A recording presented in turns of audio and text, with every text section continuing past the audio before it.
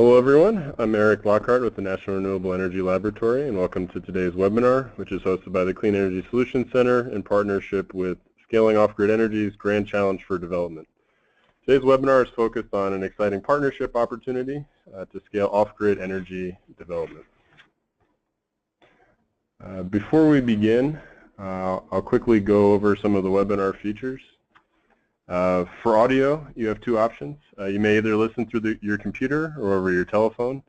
If you choose to listen through your computer, please select the mic and speakers option in the audio pane. Doing so will eliminate the possibility of feedback and echo. If you choose to dial in by phone, please select the telephone option, and a box on the right side will display the telephone number and audio pin you should use to dial in. If anyone is having technical difficulties with the webinar, you may contact the GoToWebinars help desk at 888-259-3826 for assistance. If you'd like to ask a question, we ask that you use the questions pane where you may type in your question. If you're having difficulty viewing the materials through the webinar portal, you'll find PDF copies of the presentations at cleanenergysolutions.org/training, and you may follow along as our speakers present. Also, the audio recordings and presentations will be posted to the Solutions Center training page within a few days of the broadcast and will be added to the Solutions Center YouTube channel, where you will find other informative webinars, as well as video interviews with thought leaders on clean energy policy topics. Finally, one important note to mention before we begin our presentations is that the Clean Energy Solutions Center does not endorse or recommend specific products or services. Information provided in this webinar is featured in the Solutions Center's resource library as one of many best practices resources reviewed and selected by technical experts. So today's webinar is centered around the presentations from our guest panelists, Molly Doyle, Maurice Kent, and Alex Towns-Blake, who have joined us to discuss a new funding opportunity from USAID's Scaling Off-Grid Energy. Before we jump into the presentations, I will provide a quick overview of the Clean Energy Solutions Center. Then following the panelists' presentations, we have a question and answer session where the panelists will address questions submitted by the audience. At the end of the webinar, you'll be automatically prompted to fill out a brief survey as well, so thank you in advance for taking a moment to respond. The Solutions Center was launched in 2011 under the Clean Energy Ministerial. The Clean Energy Ministerial is a high-level global forum to promote policies and programs that advance clean energy technology, to share lessons learned and best practices, and to encourage the transition to a global clean energy economy. 24 countries and the European Commission are members, covering 90% of clean energy investment and 75% of global greenhouse gas emissions. This webinar is provided by the Clean Energy Solutions Center, which focuses on helping government policymakers design and adopt policies and programs that support the deployment of clean energy technologies. This is accomplished through support in crafting and implementing policies relating to energy access, no-cost expert policy assistance, and peer-to-peer learning and training tools, such as this webinar. The Clean Energy Solutions Center is co-sponsored by the governments of Australia, Sweden, and the United States, with in-kind support from the government of Mexico. The Solutions Center provides several clean energy policy programs and services, including a team of over 60 global experts that can provide remote and in-person technical assistance to governments and government-supported institutions, no-cost virtual webinar trainings on a variety of clean energy topics, partnership building with development agencies and regional and global organizations to deliver support, and an online library containing over 5,500 clean energy policy-related publications, tools, videos, and other resources.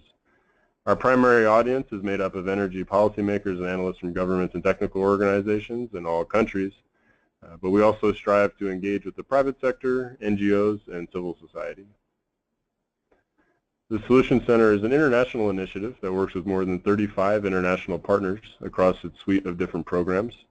Several of the partners are listed above and include research organizations like IRENA and the IEA, programs like SE for All, and regionally focused entities such as the ECOWAS Center for Renewable Energy and Energy Efficiency. A marquee feature that the Solutions Center provides is the no-cost expert policy assistance, known as Ask an Expert. The Ask an Expert service matches policymakers with one of the more than 50 global experts selected as authoritative leaders on specific clean energy, finance, and policy topics.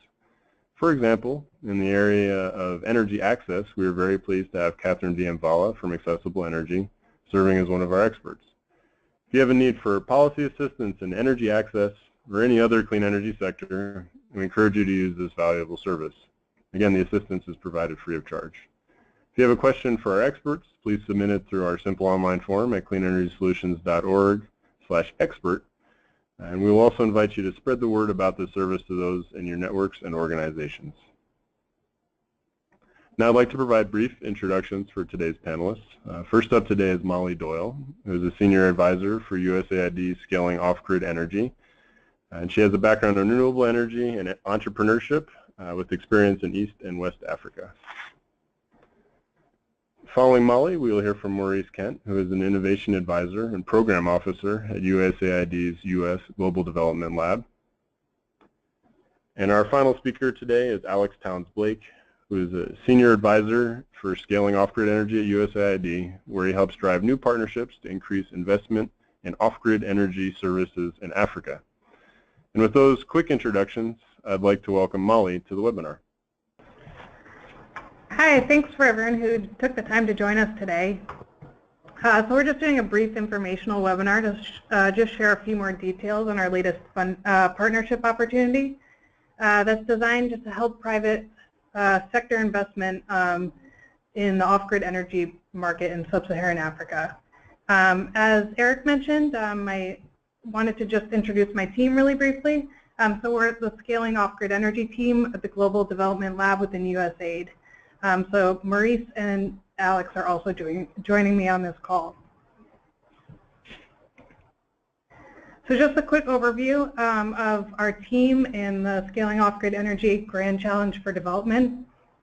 This is a partnership between USAID, Power Africa, DFID, and the Shell Foundation, which seeks to scale renewable energy markets to provide 20 million new household and small business electricity connections across sub-Saharan Africa.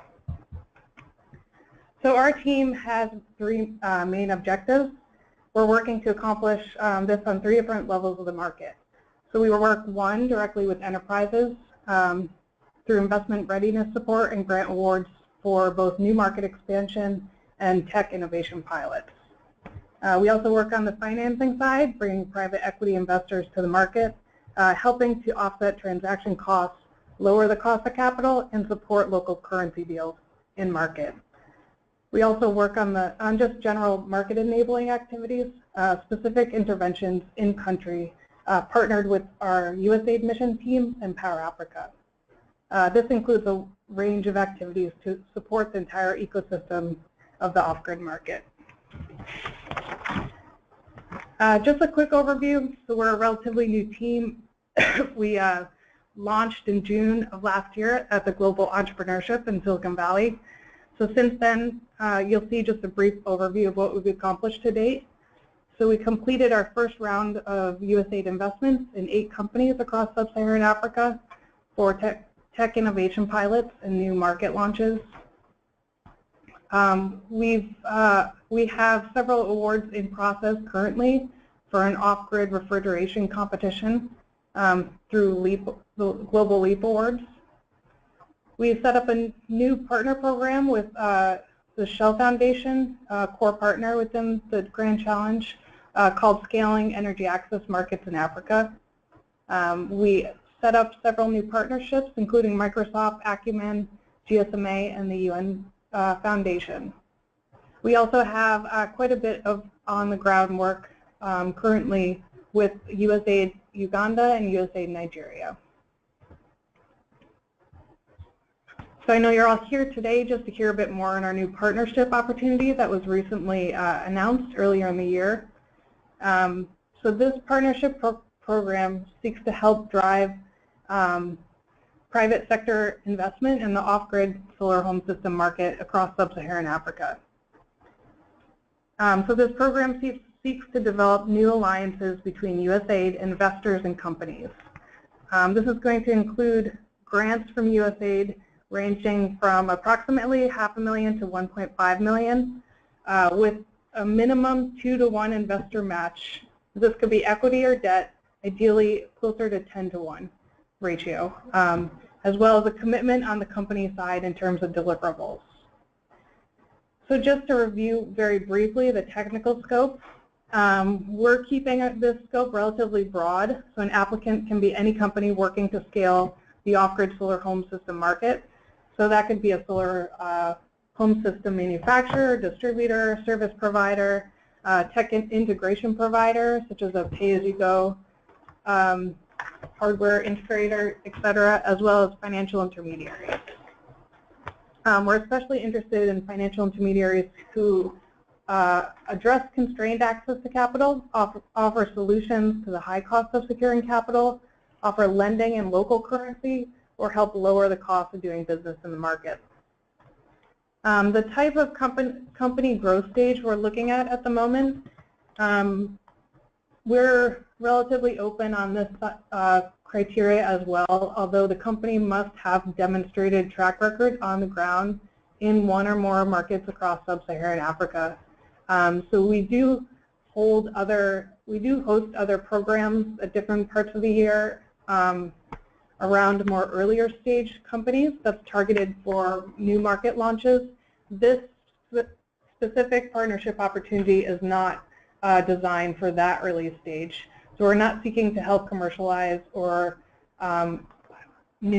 support a new market launch. We want to see companies that have already gained a bit of traction in the field and that we can help just grow and expand. Preference will also be given to locally owned and operated companies as well as female owned and operated. So due to the high connection target, as a team of 4, we're looking at 20 million new household connections within the next few years. So there's obviously a big focus for our team on high volume of new connections. So one large aspect of this grant would be demonstrating how many potential new connections can be provided as a result of this alliance with USAID.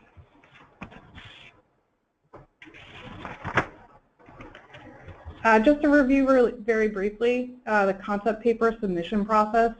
It's relatively straightforward, but this is a bit more non-traditional than our other grant programs.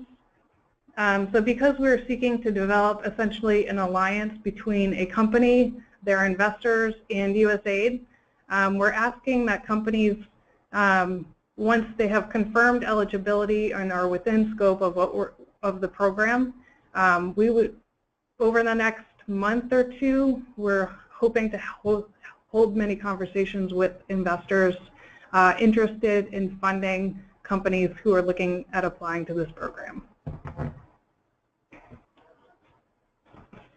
So if this opportunity seems like a good potential fit with your company and you believe you have a compelling business model and strategy to scale that can deliver a high volume of new connections across the market, please finalize this with potential investors, just their level of commitment, and then put them in touch with our team to discuss. I am available to answer questions on eligibility and evaluation criteria, but most of our conversations over the next month will be with potential investors to see how we can structure these potential alliances, as this funding focus is on driving new investment into the market. So once we've received all concept papers after the deadline, we'll invite a select number of companies to submit a full application. Just a few final notes on eligibility criteria. So one large focus for us will be on the level of new investment, both equity or debt, that is brought into the market as a result of this alliance. The match funding on the investor side cannot be a grant. This must be private equity or debt. That is an important thing to note for the companies on the line. Catalytic funding. So USAID wants to really close that last gap between your company and new investment partners. So we would really need to clearly understand how our limited resources are really going to help drive your company to scale as well as bring in new investments. Like I said before, the number of new electricity connections to households and small businesses as a result of the alliance. And we're also very interested in companies that serve other companies across the market. So this could be a financial intermediary, service provider, etc. So I want to leave plenty of time to answer your questions, and I believe Eric can moderate this at that point. Yeah, sounds good. Thank you. Thanks for that introduction. Yeah, we have a number of questions coming in. A couple of them are related to what type of projects are eligible. Maybe you could just clarify exactly, the slide mentioned solar home systems, but there's a few questions coming in about micro and mini grids and whether they're eligible or not, or any type of microgrid would be eligible or not. Sure. We've generally said that microgrids are not eligible, but if a micro or mini grid has a very compelling business model that's providing a high volume of new connections, we would be open to that. But generally, due to the structure of the just high cost of capital related to the total number of connections, microgrids just aren't necessarily appropriate for this particular window. Great, thank you for that clarification. There's a question about the funding level and sort of what the minimum funding might be that you would consider a good candidate for this partnership opportunity would be. Sure. So the minimum, this is Alex Blake, the minimum is $500,000 and the maximum, the ceiling on the award is $1.5 million. And so, that would require then a minimum of a 2-to-1 private sector investment match.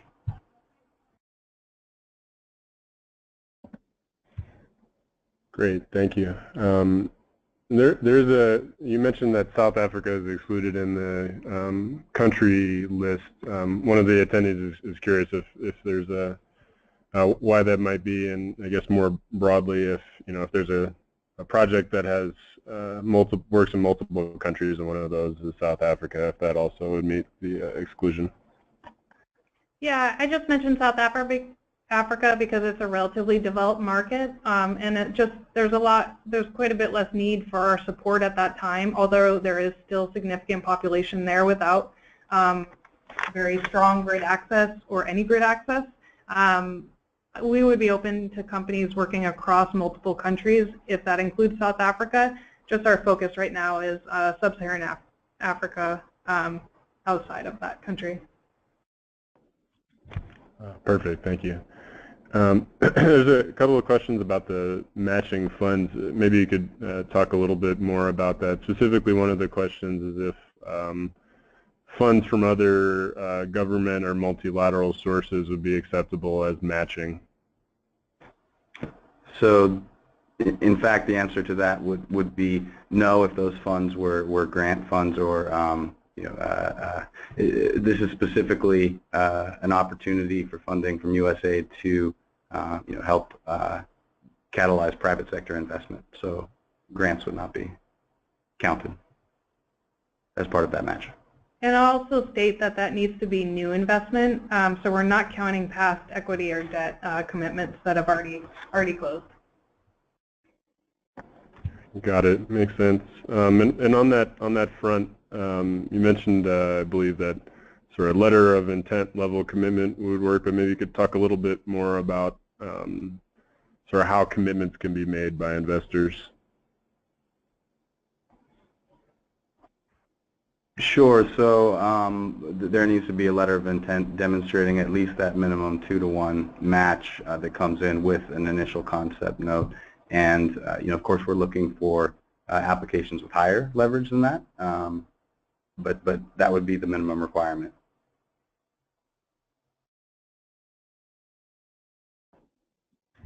Great, thank you. Let's see. So we've got a question on timeline. Two related questions we can ask together on timeline. And one is, you mentioned the timeline for the sort of concept note process and submitting formal applications, but one of the participants is wondering what the timeline is for awards and then fund disbursement, and then how that would translate into reporting timeframes and requirements. So really there's two questions in there, timeline and reporting requirements as funds start to get dispersed? So, sure. So after concept notes are submitted and applicants are invited to submit a full application, then awards will be made by the end of our fiscal year, which is September 30th. Although this is a rolling application window, so ideally, we'd be able to see some awards before then. The disbursements would come after the award was made.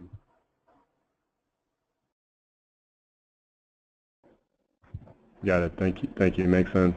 One participant is wondering what you mean by enterprise, and if, for example, a civil society organization working on in solar home systems might be able to apply. Yes. So NGOs, nonprofits are not eligible for this. Obviously, we fully support nonprofits work in energy access, but this specific window is for for-profit companies partnering with their investors, partnering with USAID.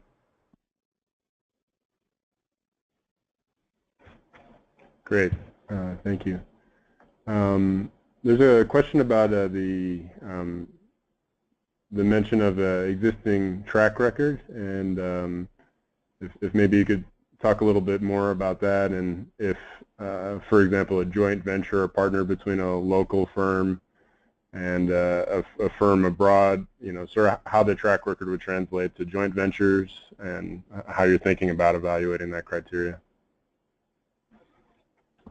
So we're not prescribing what a business model or partnership arrangement should look like. Again, businesses are for-profit enterprises, and as Molly described, could be sort of any of these intermediaries or companies directly providing energy services. We do want to demonstrate success in the field. We're not looking to fund early-stage companies that haven't yet launched. So if you're looking at, we've had a lot of requests to assist with new market entry, and that's not the purpose of this specific window.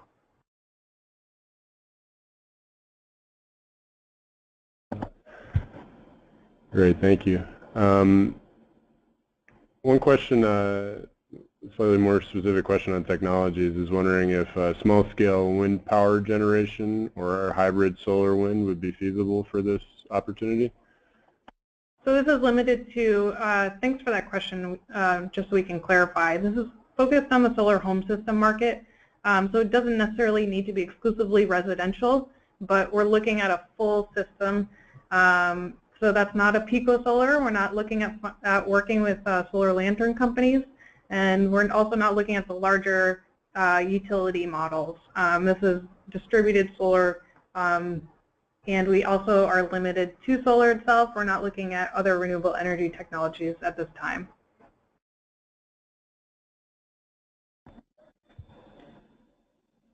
There's a few more questions about sort of what's needed on the investor side for the match, and we talked about it a little bit, but I wonder if perhaps there's an example from a similar funding call where you could maybe speak to a specific example of an investor partnering with an enterprise that's similar to what you would hope to see for this one. That would help maybe illuminate a little bit what an investor match might look like. Sure. So essentially, that's one really critical aspect of this process. So if a company thinks that they're a potential good fit in terms of eligibility and their business model, they need to speak with their investors immediately and put them in touch with us. We want to be able to, we don't want companies to just submit a concept paper without contacting us. We want to help develop this as a process, but most importantly, we need to speak with their investors just to understand their level of commitment and what they're willing to move forward on. This is an alliance with three parties involved, and the investors are one of them. Right, and specifically as the concept note is submitted, I mean, there needs to be that clear demonstration that there is, excuse me, a level of investor support that would, in fact, make this applicant eligible. So we're not asking for term sheets. We understand that process is very time sensitive, but we are asking at least for a letter of intent from investors to demonstrate that match. Great. On a related note, one of the attendees is wondering, if they have a great concept and they're trying to sort of navigate the process of linking up with matching investors, if there's support you all can give on that matchmaking with potential investors. We can act as a broker of business relationships in that way. So what we can really do is come in and understand the level of investor support. It really is incumbent on the applicant to be at a stage where they're able to drive that level of investor interest. Great, makes sense. For companies that are operating in multiple countries, is there a need to sort of focus on one specific country that they're applying from or that they want to grow their business in? There's no real preference in terms of the market, as long as it's a market in sub-Saharan Africa. And the company, again, with regards to the question about markets, needs to be at a stage where they've demonstrated their capacity to grow and scale and to attract investor interest. So I think we'd not be prescriptive about the markets.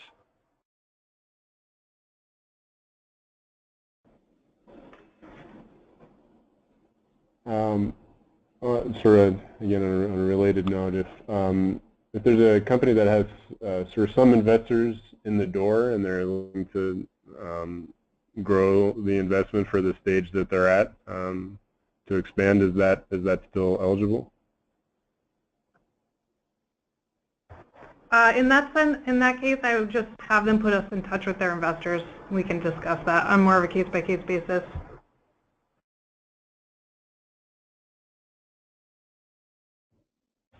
Great, thank you. There are a couple of questions about the terms of the funding from you and what in this structure with the matching funds, what would be loan-bearing capital and what would be grant capital. Maybe if you could speak to that a little bit more.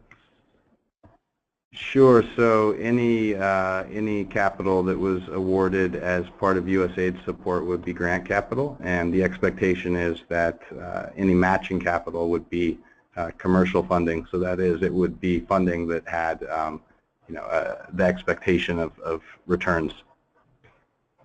And I'll just also chime in that in terms of reporting requirements, I'm sure that is a question for participants as well.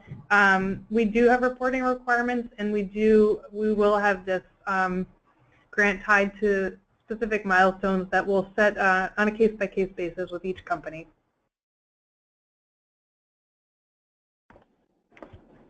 Perfect. Thank you. On the evaluation front, one of the attendees is wondering how you think about regulatory and legislative frameworks in countries that companies are looking to operate, and sort of how that relates to how viable the business models are. No, I think that it would be safe to say that if a company has some level of investor support around a business model, that business model has taken into account whether or not there's an enabling environment for success. So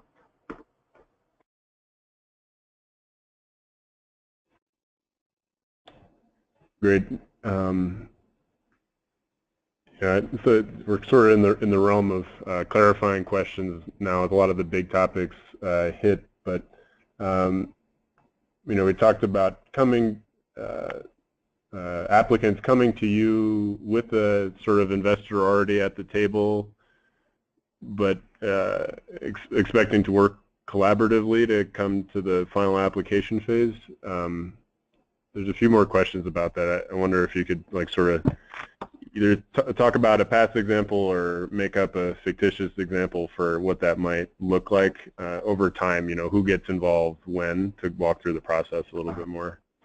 Sure. So, initially, as we're talking to investors that are interested in the company, and seeking to understand that level of support, we won't be able to talk to the company really in much depth, just to keep sort of a level playing field. And it would only be sort of post-concept note submission after having reviewed those initial concept notes that then we'd be able to work a little bit more closely with companies that have been invited in for a full application. Now, the question of who would get involved and when and what that would look like, I think the key message here is that this would be support awarded to catalyze a deal or to basically enable something to happen that would not otherwise happen without USAID funding.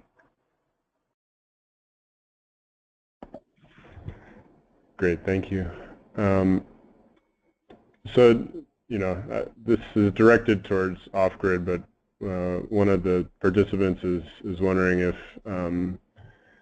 a system that's grid tied, but perhaps not to a grid that can serve a large part of their load, is pursuing a solar home system to sort of move through the energy access tiers, if that would be eligible or not. So a grid tied solar home system in any setting, would that be eligible?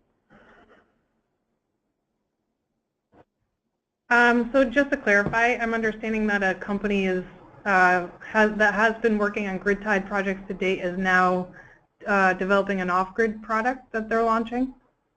Is that what you're saying, Eric? So I think it would be a company that is it's almost like a rooftop solar. I think is more the question. If it's grid-tied solar home systems, if in any instance those would be eligible. So our focus is really off-grid. I think that we wouldn't discount a business model like that. The main thing is that we're really focused on having this development impact, and our connections goal is really quite high. So there'd need to be a compelling case that the impact was there.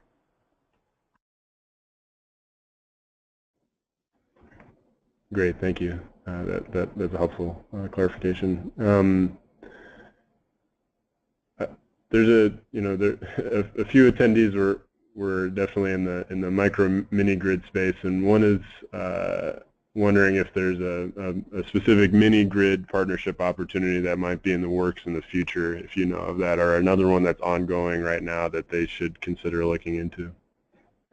You don't have nothing on our timeline at the moment, but mini-grids is definitely a priority for us, that we're very interested in helping that market succeed as well.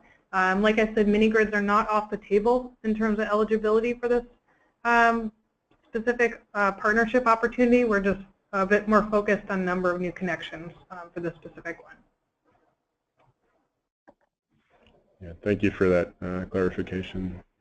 Another track record question. If a company has a track record outside of sub-Saharan Africa and is has investors and is looking to move into sub-Saharan Africa in the off-grid space, would that be eligible? Yeah, absolutely. Obviously, preference would be for somebody who's been working in the same market, just because there are specific challenges to sub-Saharan Africa, but we definitely take into mind the track record from other off-grid markets as well. Great, great. Let's see. There's a number of questions here. Here's another sort of investor partner question. One attendee is wondering if a manufacturer can be considered an investor for a distributor in Africa. Well, if that manufacturer is investing, then I think they could be considered an investor. So a company would not be bringing funds to the table themselves, but if a third party is an investor, we don't really have a preference as to what that third party looks like. Yeah, makes sense. Another attendee asks, how long will this project or partnership opportunity last, and so how long over what time period would the grant be dispersed at what frequency? That's really on a case-by-case basis. That will be determined with the once the alliance is established.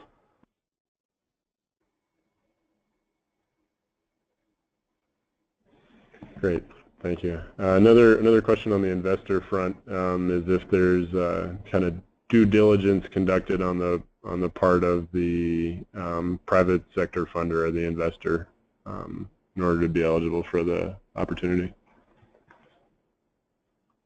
So we are funded. This partnership is open to financial intermediaries, but that would need to be relatively specific to the off-grid energy space. We aren't looking at just funding funds per se, but if there is a company or an investment group or financial intermediary that is looking to specifically deliver to the off-grid energy market, that could be interesting to us. We definitely are very interested in the financial intermediary space in the sense that we can really leverage our limited funding for a wider impact across the market.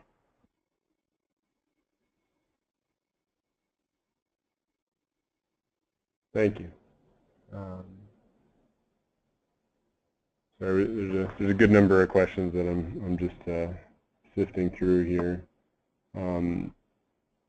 There's a question just about clarification on a company outside of sub-Saharan Africa that is looking to move into the market. Say if perhaps they were going to partner with a local firm in a country. So they'd have an international track record, general track record, and then they'd be partnering with a local firm that maybe has a track record, but not necessarily in the off-grid space or in the off-grid space in the local market. So an international and a local kind of joint venture. That depends on what the international company's track record is. So we're interested in a track record in the off-grid space. So we're not looking at supporting new market entry. If somebody is moving into another market from the off-grid space, that makes sense. But if they've just been working in commercial solar in the in parts of Europe or North America, that would be less compelling to us because we understand the challenges in the off-grid space in sub-Saharan Africa are very different.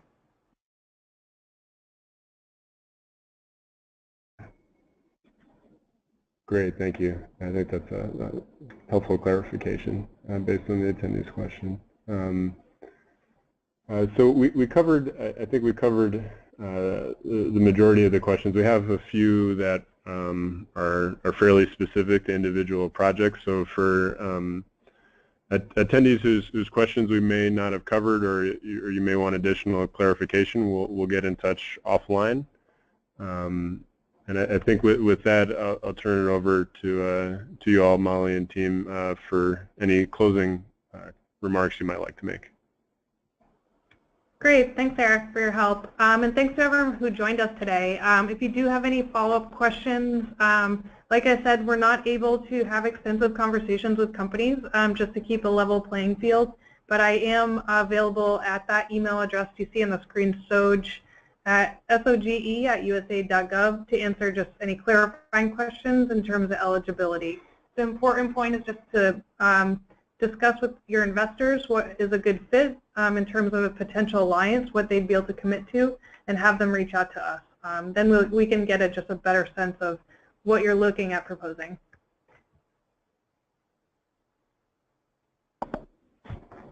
Fantastic, thank you. And if you could remind attendees where they might be able to find more information online or documents that have additional about the partnership opportunity? Yes, so scalingoffgrid.org is our main website, and you'll see a link to the partnership opportunity there. You'll also see a link to the full announcement on grants.gov. Great. We'll add those links up on our site as well for quick reference. Fantastic. So on behalf of the Clean Energy Solutions Center, I'd like to thank you, the panelists, for sharing with our attendees about this partnership opportunity. And to the attendees for participating in the webinar and for that informative Q&A session. We appreciate your time and hope you were able to learn some more about this partnership opportunity, and we invite you to inform your colleagues and those in your networks about the Solution Center overall, its resources and services, including no-cost policy support through the Ask an Expert service. And I also invite you to check the Solution Center website if you'd like to view the slides and listen to a recording of today's presentations, as well as previously held webinars. Additionally, you'll find information on upcoming webinars and other training events there, and we'll be posting webinar recordings to the Clean Energy Solution Center YouTube channel as well. But please allow about a week for those to be posted. Finally, I'd like to kindly ask you to just take a moment to complete a short survey that will appear as we conclude the webinar here. Thank you again. Please enjoy the rest of your day, and we hope to see you again at future Clean Energy Solution Center events. This concludes our webinar.